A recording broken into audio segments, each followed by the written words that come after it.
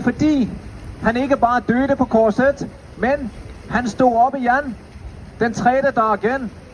Fordi det står i Bibelen at hvis du med din munn bekjenner at Jesus er Herre, og i ditt hjerte tror at Gud oppreiste ham fra de døde, da skal du bli frelst.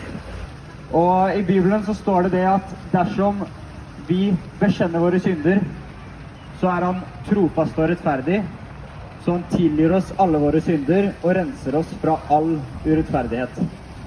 Hvis dere bare drar litt frem nå. Så kommer da troen av det budskapet en hører. Hvordan kan de tro på en de ikke har hørt om?